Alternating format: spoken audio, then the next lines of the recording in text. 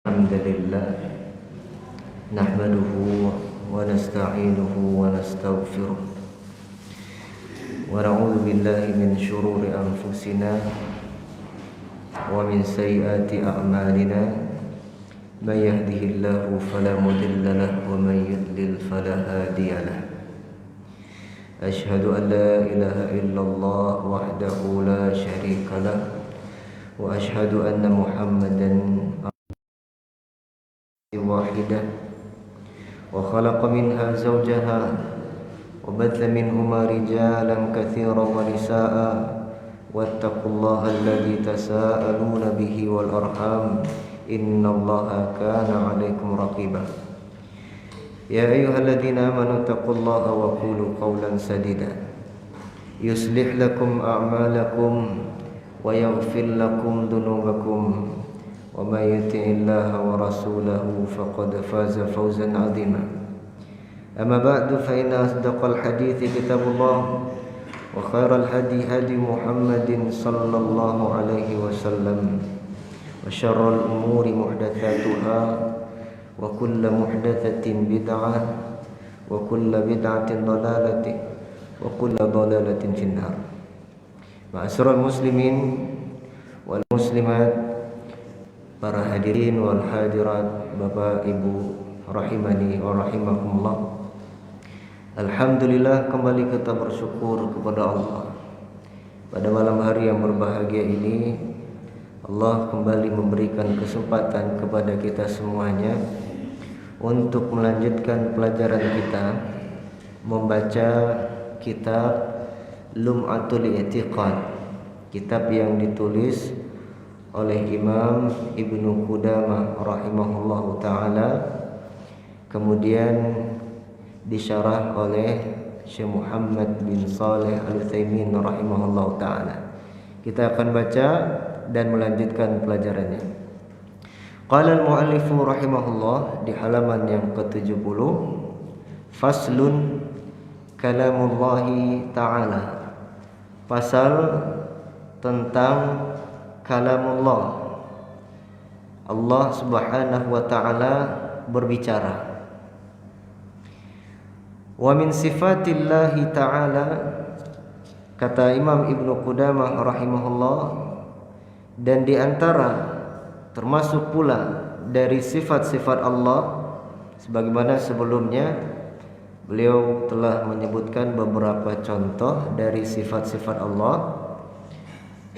Maka sekarang kata beliau, wa min sifatillahi ta'ala, termasuk juga di antara sifat-sifat Allah, annahu mutakallimun bi kalamin qadim, bahwasanya Allah itu berbicara dengan kalam yang qadim, yusmi'uhu minhu man sya'a min khalqihi, yang mana Allah memperdengarkan pembicaraannya itu kepada siapa saja yang ia kehendaki dari makhluk-makhluknya. Sami'ahu Musa alaihi salam min ghairi wasitatin, sebagaimana Nabi Musa alaihi salam telah mendengar langsung dari Allah, kalamullah. Jadi Musa mendengar langsung ucapan Allah, min ghairi wasitatin, tanpa perantara, tanpa ada perantaranya.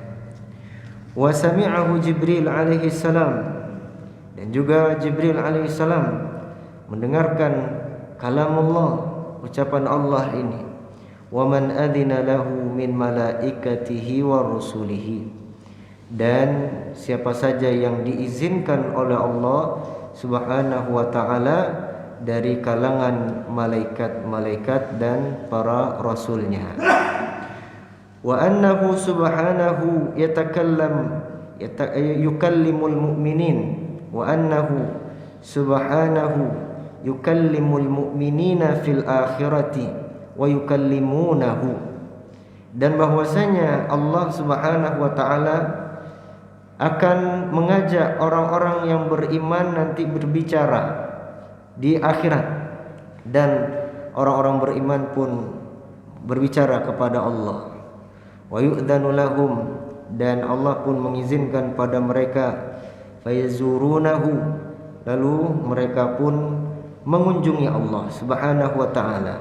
Qala Allah taala, sebagaimana Allah Subhanahu wa taala berfirman, wa kallamallahu Musa takliman. Allah berbicara kepada Musa dengan sebenar-benarnya. Dalam surat An-Nisa ayat 164.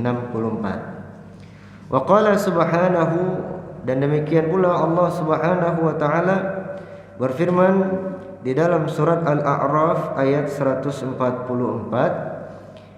ya Musa inni istafaituka 'alan nas, inni istafaituka 'alan nas bi risalati wa bi kalami. Wahai Musa, sesungguhnya aku telah memilihmu atas seluruh manusia dengan risalahku dan dengan kalamku.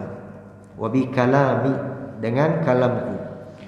Wa qala subhanahu, dan juga Allah Subhanahu wa taala berfirman dalam surah Al-Baqarah 253, minhum man kallamallah. Di antara mereka itu, yaitu para nabi, ada yang langsung diajak bicara oleh Allah Subhanahu wa taala. Jadi ayat surah Al-Baqarah 253 ini ayat sebelum ayat kursi, itu kan berbicara tentang kemuliaan para nabi-nabi. Nah, Allah Subhanahu wa taala di situ menyebutkan bahwasanya di antara nabi-nabi itu ada yang keutamaannya itu adalah mereka langsung diajak bicara oleh Allah Subhanahu wa taala, yaitu Musa alaihi salam, Nabi Musa alaihi salam, dan juga Nabi kita Muhammad sallallahu alaihi wasallam. Wa qala subhanahu, dan juga Allah Subhanahu wa taala berfirman di dalam surat Asy-Syura ayat yang ke-51, wa ma kana li basyarin ay yukallimahu Allahu illa wahya aw min wara'i hijabin. Tidak patut bagi manusia untuk Allah berbicara kepadanya kecuali lewat perantara wahyu atau dari belakang tabir. Di situ disebutkan yukallim, Allah berbicara kepada manusia. Wa qala subhanahu, kemudian Allah juga berfirman dalam surat Thaha ayat yang ke-11, falamma ataha nudiya ya Musa inni ana rabbuka. Dan ketika dia mendatangi lembah itu, lembah tua, dan dia yang dimaksud di sini adalah Nabi Musa alaihi salam. Jadi ketika Nabi Musa mendatangi lembah itu, nudiya ya Musa, nudiya ya Musa, maka diseru, wahai Musa, inni ana rabbuka, sesungguhnya aku adalah Tuhanmu, aku adalah Tuhanmu. Ya, lanjutannya adalah fakhla'na laika innaka biwadil muqaddasi tuwa. Wahai Musa, lepaskanlah kedua sandalmu karena sesungguhnya kamu sedang berada di lembah tua yang disucikan. Wa qala subhanahu, Allah juga berfirman, innani anallah la ilaha illa ana fa'budni. Kata Allah Subhanahu wa taala, sesungguhnya aku adalah Allah yang tiada ilah yang hak untuk disembah kecuali aku, maka sembahlah aku. Kemudian kata beliau di sini, wa ghairu jaizin an yakula hadza ahadun ghairullah. Ini tentu tidak mungkin, ya tidak mungkin dan tidak boleh mengatakan bahwasanya yang berbicara ini adalah selain Allah. Ucapan seperti ini hanya Allah. Enggak mungkin makhluk mengatakan begini. Ya, innani anallah. Enggak mungkin. Ini pasti Allah yang berbicara. Kemudian selanjutnya, wa qala Abdullah bin Mas'ud radhiyallahu an. Kemudian Abdullah bin Mas'ud radhiyallahu an pernah berkata, idza takallama Allahu bil wahyi sami'a sautahu ahlus sama. Apabila Allah Subhanahu wa taala berbicara dengan suatu wahyu, maka hal itu suaranya, sautahu, suaranya Suara Allah maksudnya dapat didengar oleh ahlus sama, penduduk langit. Rawadzalika anin Nabi sallallahu alaihi wasallam. Ini diriwayatkan dari Nabi sallallahu alaihi wasallam. Kemudian selanjutnya warawa Abdullah bin Unais anin Nabi sallallahu alaihi wasallam annahu qala, dan diriwayatkan dari Abdullah bin Unais dari Nabi sallallahu alaihi wasallam bahwasanya beliau bersabda, yahsyurullahu al-khalaiqa yaumal qiyamati uratan hufatan ghurla buhman. Kata Rasulullah sallallahu alaihi wasallam, Allah nanti akan mengumpulkan manusia, al-khalaiq, semua makhluk, semua manusia. Ini di sini maksudnya manusia. Yaumal qiyamati, nanti di hari kiamat, uratan. Yang pertama keadaan mereka yaitu urah. Urah itu artinya tanpa ada pakaian sedikit pun. Bahasa lainnya Pak, telanjang, tanpa ada pakaian sedikit pun. Ini keadaan mereka yang pertama. Kemudian hufatan, tanpa beralas kaki, sudah tidak berpakaian, kemudian tanpa beralas kaki, kemudian ghurla, belum dikhitan, buhman, tidak membawa apapun. Tidak membawa apapun. Jadi betul-betul hanya membawa badan, membawa jiwa masing-masing. Fayunadihim bisautin yasma'uhu man ba'uda kama yasma'uhu man qaruba. Kemudian ada yang memanggil mereka. Fayunadihim, jadi mereka akan dipanggil, akan diseru. Bisautin, dengan suara yang bisa didengar oleh orang yang jauh, sebagaimana dapat didengar oleh orang yang dekat.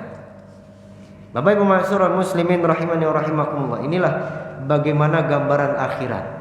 Kalau di dunia manusia dikumpulkan dalam jumlah yang banyak di suatu tempat, maka yang berbicara suaranya hanya bisa didengar oleh orang-orang di sekitarnya.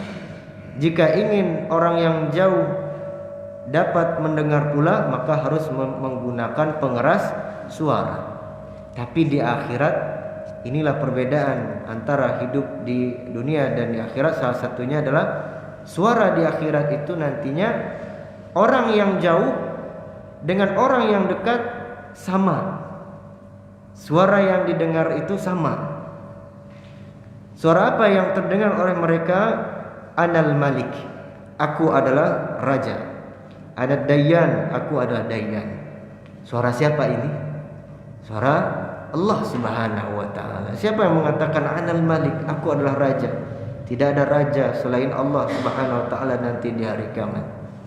Rawahul a'immatu wastashhada bihil Bukhari. Hadis ini diriwayatkan oleh para imam dan digunakan sebagai penguat oleh Imam Bukhari rahimahullahu taala. Wa fi ba'dil athar, dan di sebagian athar disebutkan bahwa anna Musa alaihi salam lailatan ra'an nar, bahwasanya Nabi Musa alaihi salam pada suatu malam pernah melihat api. Fahalathu fafazi'a minha, api yang bergejolak sehingga membuat Nabi Musa kaget, terkejut. Fanadahu rabbuhu, kemudian pada saat itu Rabbnya memanggilnya, ya Musa, wahai Musa. Fa'ajaba sari'an istinasan, lalu Nabi Musa pun menjawab dengan segera, dengan senang, ya, bisautin, seraya mengatakan faqala, seraya berkata labbaik. Labbaik itu apa artinya? Kalau Kalau umroh haji kan labbaik Allahumma labbaik. Apa artinya? Itu adalah ungkapan aku penuhi. Jadi ketika Nabi Musa alaihissalam dipanggil oleh Allah, Nabi Musa mengatakan labbaik. Aku penuhi panggilanmu. Kemudian kata Nabi Musa alaihissalam, asma'u sautak wala ara makanak fa aina anta. Ya Rabb, aku bisa mendengar suaramu, tetapi aku tidak bisa melihat tempatmu. Di manakah engkau ya Allah? Faqala, Allah kemudian menjawab, ana fawqaka wa amamaka wa an yaminika wa an shimalika. Allah Subhanahu wa taala, aku di atasmu, di depanmu, di kananmu dan di kirimu. Maksudnya ini adalah ilmu Allah Subhanahu wa taala. Adapun zat Allah di atas arasy. Fa'alima anna hadhihi sifat la tanbaghi illa lillahi ta'ala. Maka pada saat itulah Nabi Musa mengetahui dan menyadari bahwa sifat-sifat ini tidak mungkin kecuali hanya untuk Allah Subhanahu wa taala. Qala, kemudian Nabi Musa pun berkata, kadzalika anta ya ilahi, afakalamuka asma'u am kalama rasulika. Nabi Musa bertanya, apakah kata Nabi Musa, engkau Tuhanku, apakah ini kalammu yang aku dengar atau kalam utusanmu, itu malaikat? Qala, Allah Subhanahu wa taala menjawab, bal kalami ya Musa. Bahkan yang kau dengar itu wahai Musa adalah kalamku wahai Musa. Baik, ini adalah matan yang ditulis oleh Imam Ibnu Qudamah rahimahullahu taala. Ada beberapa dalil yang dibawakan oleh beliau di sini, terutama dalil Al-Qur'an, ada beberapa ayat, lalu ada dalil hadis juga dan atsar. Di sini beliau ingin mengatakan bahwa di antara sifat Allah Subhanahu wa taala adalah kalam, berbicara. Jadi Allah disifati dengan kalam. Allah berbicara, dan ini dalil-dalilnya sudah beliau kemukakan. Setelah sebelumnya ada pembahasan sebelumnya, Imam Ibnu Qudamah rahimahullah taala membahas tentang al-ulu, sifat tinggi bagi Allah Subhanahu wa taala, kemudian bagaimana istiwanya Allah di atas arasy. Maka di antara sifat Allah juga adalah sifat kalam, yaitu sifat berbicara bagi Allah Subhanahu wa taala. Nah, maka Bapak Ibu Ma'asyiral muslimin, ada banyak dalil yang menunjukkan bahwasanya kalam itu, berbicara, adalah salah satu sifat dari sifat-sifat Allah. Di sini Syekh Muhammad bin Shalih Utsaimin rahimahullah taala menambahkan, kata beliau, as-sifatul khamisata asyarata, sifat yang ke-15 yaitu sifat kalam, berbicara. Al-kalamu sifatun min sifatillahi tsabita lahu bil kitabi was sunnah wa ijma'i salaf. Jadi sifat kalam bagi Allah itu ditetapkan berdasarkan dalil dari Al-Qur'an, kemudian sunnah Nabi sallallahu alaihi wasallam, dan juga ijma' para salafus saleh. Jadi ada 3 dalilnya, dalil Al-Qur'an, dalil hadis, dan dalil ijma'. Dalil ijma'. Nah, kemudian di sini beliau menyebutkan, di sini beliau kemukakan dalil-dalil Al-Qur'annya. Tadi sebenarnya sudah disebutkan oleh Imam Ibnu Qudamah. Kemudian selanjutnya ada dalil hadis. Kemudian kata beliau, wa ajma'a salafu ala thubutil kalam lillah. Dan para salafus saleh telah bersepakat untuk menetapkan sifat kalam bagi Allah Subhanahu wa taala. Salafus saleh yaitu orang-orang saleh terdahulu, para ulama ahlus sunnah wal jamaah. Kemudian kata beliau, fayajibu itsbatuhu lahu min ghairi tahrifin. Maka dengan hal itu, dengan demikian kita wajib untuk menetapkan sifat ini bagi Allah Subhanahu wa taala min ghairi tahrif, tanpa mentahrifnya, menyelewengkan, memalingkan maknanya, wala ta'tilin, dan tanpa ta'til, tanpa menolak, wala takyifin, tanpa takyif, itu membagaimanakan, menanyakan kaifiatnya, wala tamthil, dan tanpa menyerupakannya dengan sifat makhluk. Jadi ini penting sekali. Jadi meskipun Allah atau meskipun ahlu sunnah wal jamaah menetapkan bahwasanya Allah memiliki sifat kalam, tapi tentunya kalam yang sesuai dengan keagungan Allah, tidak sama dengan kalamnya manusia atau makhluk. Wa huwa kalamun hakikiyun yaliku billahi yata'allaqu bimasyiatihi bihurufin wa aswatin masmu'ah. Dan sifat ini adalah sifat kalam yang hakiki, bukan majaz, bukan makna kiasan, tapi ini adalah hakiki, benar-benar yaliku billah, yang tentunya yang layak bagi Allah Subhanahu wa taala. Yata'allaqu bimasyiatih, yang mana sifat kalam ini terkait dengan kehendak Allah Subhanahu wa taala.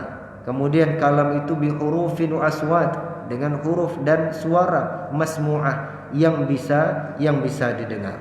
Wa dalilu ala annahu bi masyiatihi qauluhu ta'ala, dan dalil yang menunjukkan bahwasanya kalam itu sesuai dengan kehendak Allah Subhanahu wa taala, yaitu surat Al-A'raf ayat 143. Walamma jaa Musa limiqatina wa kallamahu rabbuhu. Ya. Jadi ma'asyiral muslimin rahimani wa rahimakumullah, sebagaimana yang kita sampaikan pada pertemuan yang kemarin, bahwasanya sifat kalam Allah Subhanahu wa taala memiliki sifat kalam, berbicara, adalah suatu akidah yang sudah disepakati oleh salafus saleh, oleh para sahabat.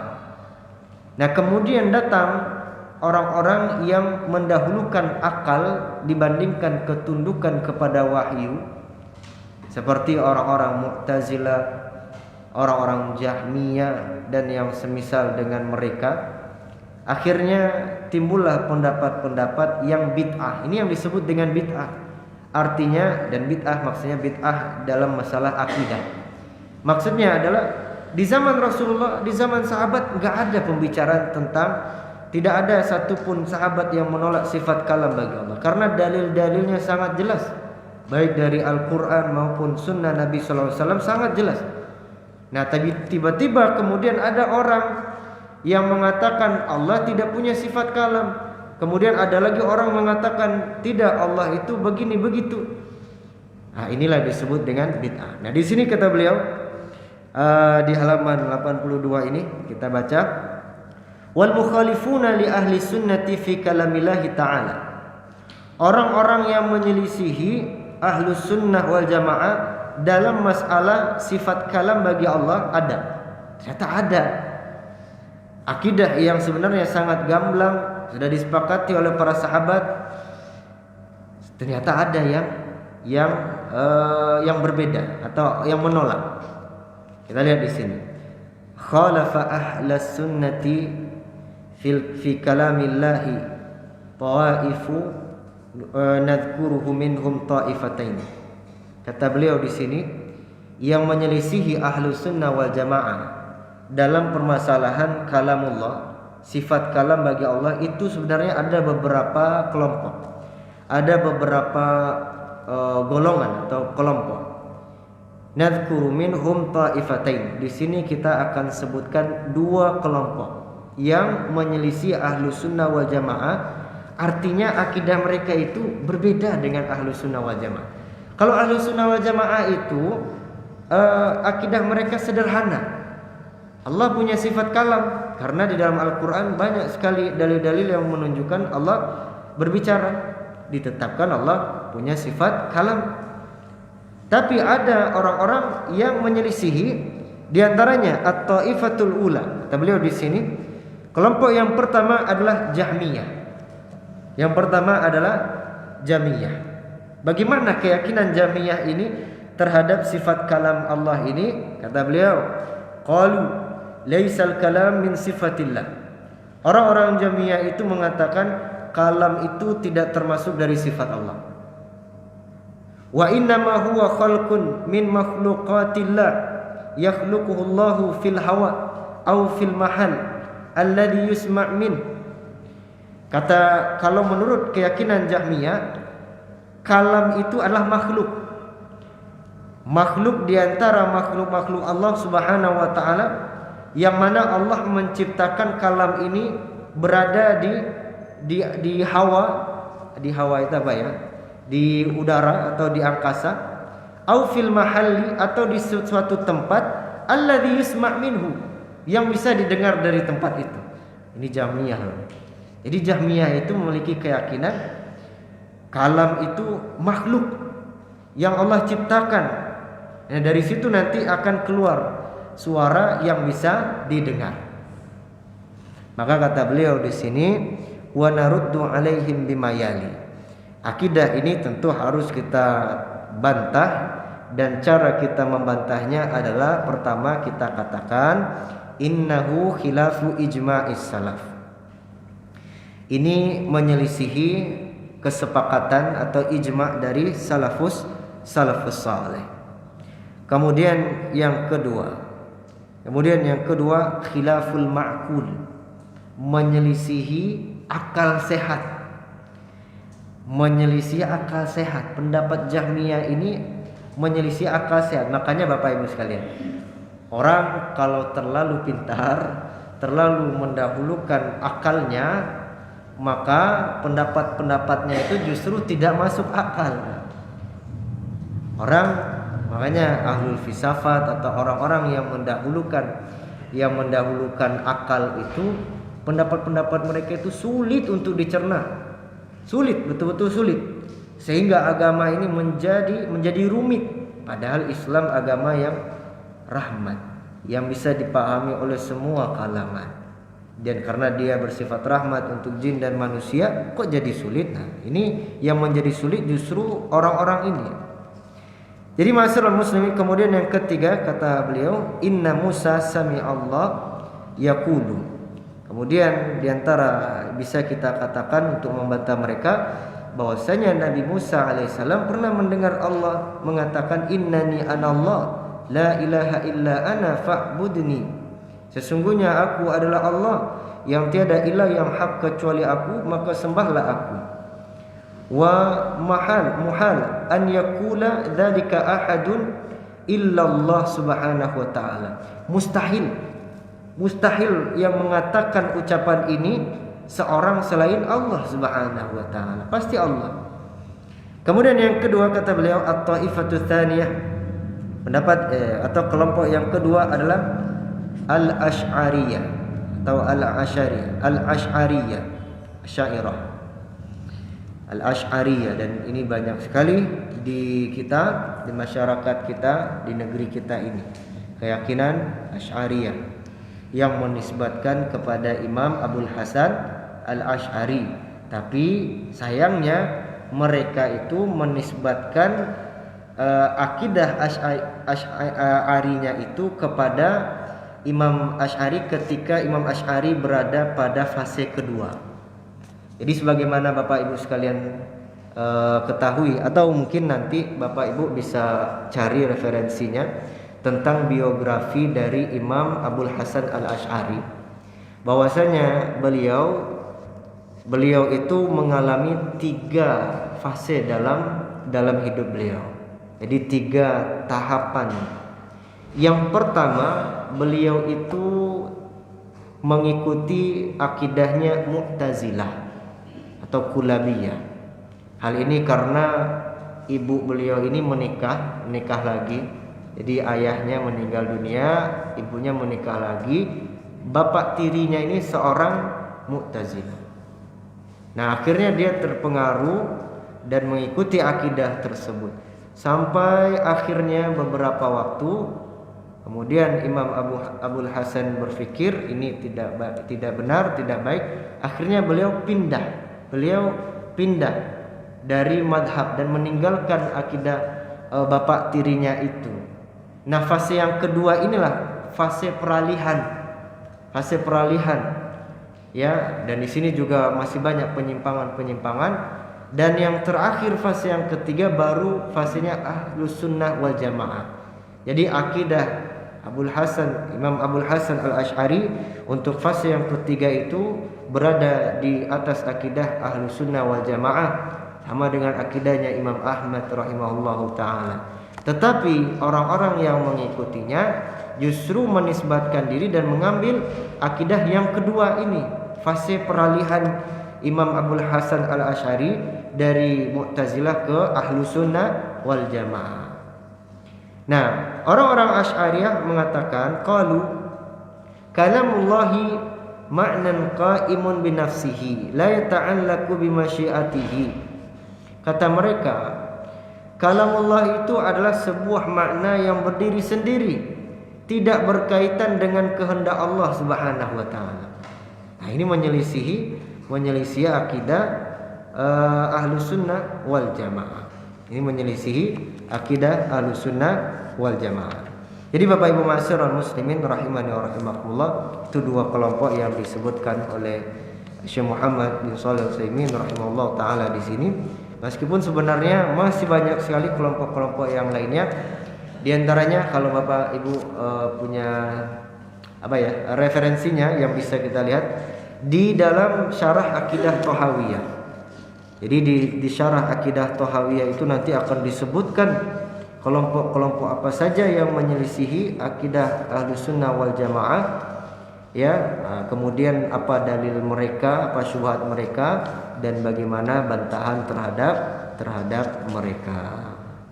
Atau di syarahnya akidah wal Jamaah yang berjudul kitabnya itu At-Tawdihatul Jaliyah. Itu di situ lebih lengkap disebutkan semuanya. Baik, wallahu taala alam bisawab. Ini kita cukupkan pembahasan tentang kalam, karena sebenarnya kalam ini kan sudah kita bahas pada kesempatan yang sebelumnya, yaitu pada saat membahas tentang Syarhus Sunnah dan Usulus Sunnah. Kita lanjut pasal yang selanjutnya. Al-Qur'anu kalamullah. Al-Qur'an adalah kalamullah. Kata beliau di sini, kata Imam Ibnu Qudamah rahimahullahu taala, wa min kalamillahi subhanahu al-Qur'anul azim, dan di antara bagian yang termasuk dari kalamullah subhanahu wa ta'ala adalah al-Qur'anul azim, wa huwa kitabullahil mubin. Dia Al-Quran itu adalah kitabullah yang sangat jelas. Kemudian wa habluhul matin, talinya atau tali Allah yang sangat-sangat kokoh, sangat kuat. Wa siratuhul mustaqim, jalannya yang lurus. Wa tanzilu rabbil alamin, yang diturunkan, tanzilu rabbil alamin, yang diturunkan oleh Rabb semesta alam. Nazala bihi ruhul amin, yang dibawa turun oleh ruhul amin, yaitu Jibril alaihi salam, ala qalbi sayyidil mursalin, diturunkan, dimasukkan ke dalam hati penghulunya para rasul, ya, penghulunya para rasul, yaitu Nabi kita Muhammad sallallahu alaihi wasallam. Bilisanin arabiyyin mubin, dengan bahasa Arab yang sangat jelas. Munazzalun ghairu makhluqin, Al-Quran itu diturunkan namun bukan makhluk. Minhu bada'a, dari Allah lah Al-Quran itu berasal. Wa ilaihi ya'udu, dan kepada Allah lah nanti Al-Quran itu akan kembali. Baik Bapak Ibu ma'asyiral muslimin, kita lanjutkan pada pertemuan yang akan datang biidznillah taala. Allah taala alam bisawab. Ada pertanyaan, Pak? Silakan kalau ada yang mau ditanyakan satu. Silakan Bapak. Waalaikumsalam warahmatullahi wabarakatuh. Berkaitan dengan sifat kalamullah tadi, Nabi Musa mendengar dari kalamullah itu, bolehkah kita menggandeng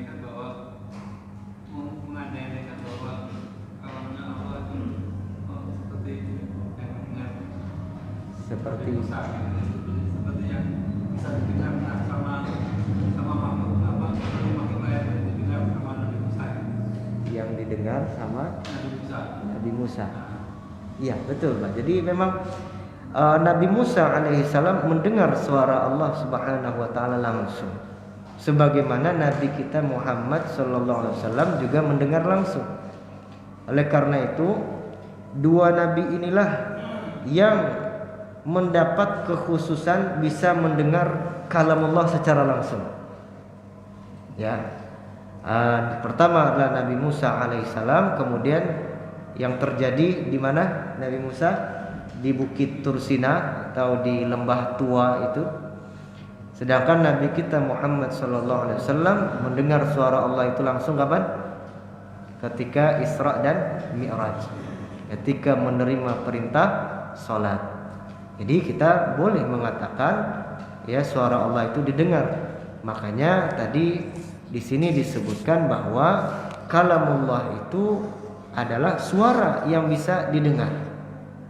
Dan yang bisa mendengar yang orang-orang yang dikehendaki oleh Allah Subhanahu wa taala dari kalangan para malaikat, kemudian dari kalangan para rasul seperti Nabi Musa dan Nabi Muhammad SAW, dan orang-orang beriman nanti di hari kiamat. Jadi akidah kita adalah bahwasanya nanti di hari kiamat Allah Subhanahu wa taala akan berbicara kepada orang-orang beriman, kepada penduduk surga, dan penduduk surga pun berbicara kepada Allah. Jadi ada tanya jawab antara Allah dan penduduk surga. Dan tentu itu adalah suara yang didengar. Adapun kaifiatnya, bagaimana suara Allah itu dan bagaimana bentuknya, itu kita tidak boleh menanyakannya, itu termasuk takyif.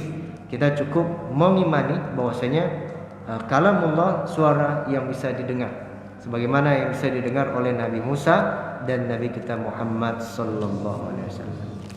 Allah taala alam bisawab. Bapak, Ibu sekalian, kita cukupkan sampai di sini, sudah isya. Sallallahu wasallam ala nabiyina Muhammadin wa ala alihi wa ashabihi ajma'in. Subhanakallahumma bihamdika asyhadu an la ilaha illa anta astaghfiruka wa atubu ilaik. Assalamualaikum warahmatullahi wabarakatuh.